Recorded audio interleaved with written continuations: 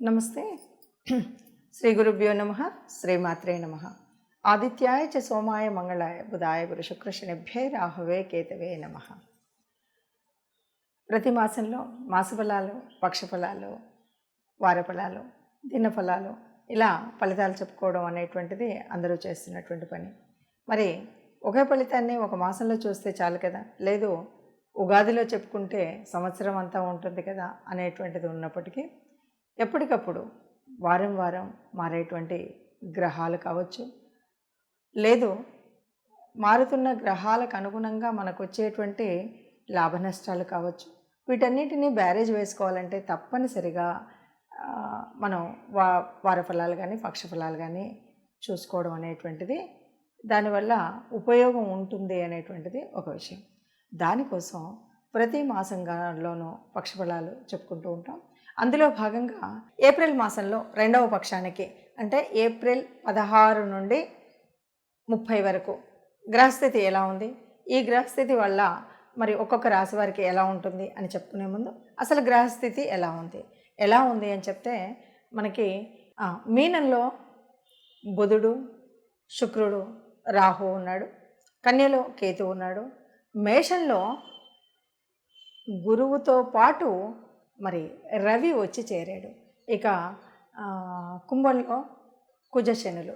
ఇలా ఉన్నటువంటి పరిస్థితుల్లో ఇలాంటి గ్రహస్థితిలో ఒక్కొక్క రాశి వారికి ఎలా ఉంటుందో విడివిడిగా చూద్దాం.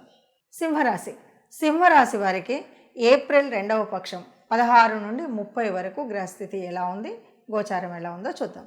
ఎలా ఉంటుంది అంటే వీరికి ముఖ్యంగా మనము ఈ 15 రోజులు కనుక చూసినట్టయితే దాదాపుగా కొంచెం దూర ప్రాంతాలకు ప్రయాణం చేయాల్సినటువంటి పరిస్థితి ఉంటుంది. అది ఉద్యోగరీస్థితి అవ్వచ్చు, ఆ ఉద్యోగంలో ఉన్నతి గురించి అవ్వచ్చు, ఏదో ఒక రకంగా మాత్రం ప్రయాణం అనేటువంటిది ఉంటుంది. ఆ ప్రయాణం దూరం వెళ్ళేటువంటివి ఉంటాయి.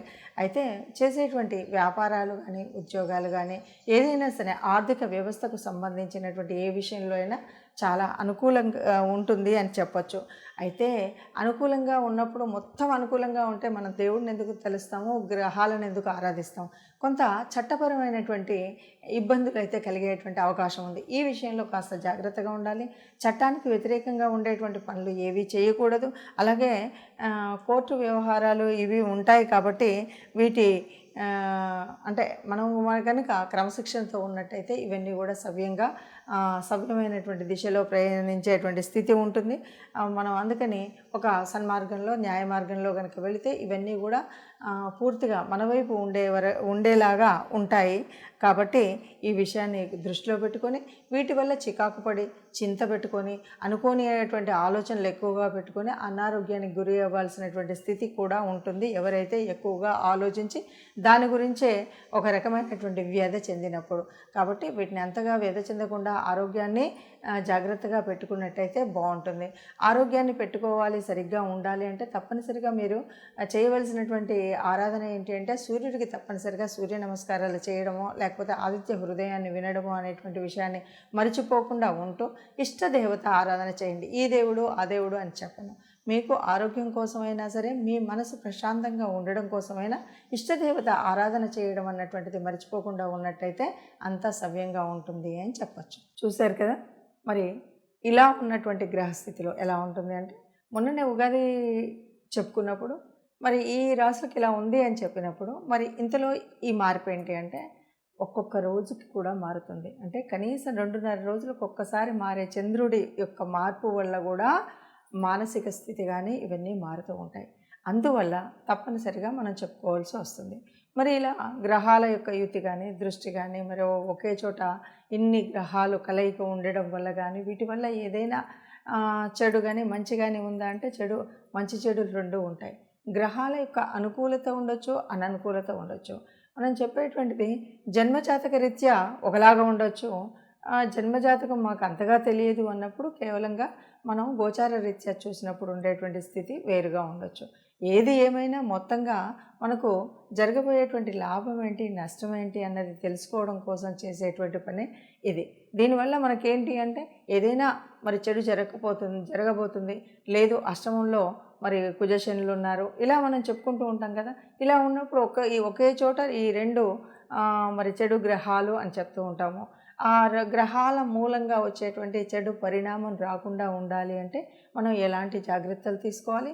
కేవలం జాగ్రత్తలతో సరిపోదు. ఎందుకంటే ఇది పూర్వపుణ్య ఫలం వల్ల కానీ గోచార రీత్యా జరిగేటువంటి గ్రహాల మూలంగా ఎందుకు జరుగుతుంది అంటే కొన్ని నష్టాలు కష్టాలు మనం అనుభవించక తప్పదు. అలాగే సుఖ సంతోషాలు వీటన్నింటి ఫలితం అనుభవించాలి అంటే అందరం సిద్ధంగా ఉండం.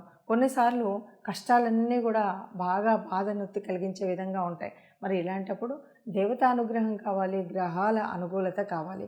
గ్రహాల అనుకూలత కావాలి అంటే తప్పనిసరిగా మనం గ్రహాలకు చేయవలసినటువంటి ఏదైనా గ్రహ అనుకూలత కోసం మనం చేయవలసినటువంటి శాంతులు కానీ, పూజలు కానీ, స్తోత్రాలు కానీ, దీపారాధన కానీ, దాన ధర్మాలు కానీ వీటన్నిటి గురించి తెలుసుకోవాల్సినటువంటి అవసరం ఉంటుంది. ఏది ఏమైనా సరే నవగ్రహాలు అనగానే నవగ్రహాలన్నింటికి కూడా ఒక్కొక్క రాశికి ఒక్కొక్క రకమైనటువంటి దానం ధర్మం ఒక్కొక్క దేవత అనుగ్రహం ఉండడం అనేటువంటిది ముఖ్యం. ఈ విషయాలు మనం కనుక తెలుసుకొని అంటే మనకు ఏ రాశి ఫలితాలు చెప్పుకుంటున్నప్పుడు ఆ రాశికి అననుకూలంగా ఉన్నటువంటి గ్రహస్థితిని మనం తెలుసుకోవాలి.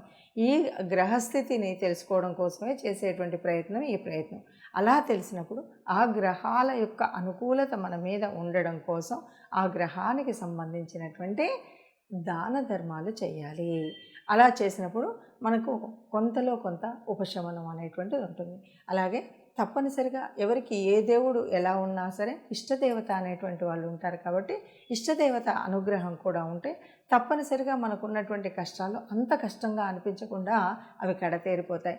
కాబట్టి కష్టాల నుండి ఈదాలి అంటే తప్పనిసరిగా మనం దేవత ఆరాధన అలాగే అననుకూలంగా ఉన్నటువంటి గ్రహాల యొక్క అనుకూలం కోసం నవగ్రహ ఆరాధన చేయడం అనేటువంటిది మర్చిపోకుండా మీకు వస్తే ప్రతినిత్యం కూడా నవగ్రహ ఆరాధన నవగ్రహ స్తోత్రాలు ఏవైతే ఉన్నాయో అంటే జపాకుసుమ సంకాశం దగ్గర మొదలు పెట్టుకొని మళ్ళీ రాహుకేతుల గ్రహ వరకు అంటే అక్కడి వరకు కూడా మనం స్తోత్రాన్ని చదువుకోవడం లేదు.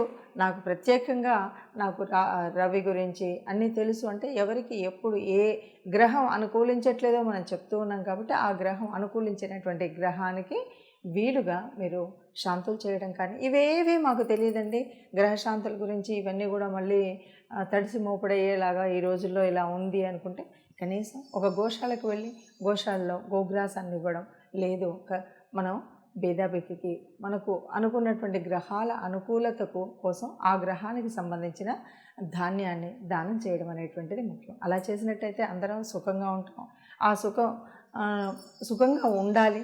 అలా సుఖంగా ఉండే వాళ్ళల్లో మనం కూడా ఉండాలని ఆశిస్తూ సర్వే జన సుఖినో భవంతు.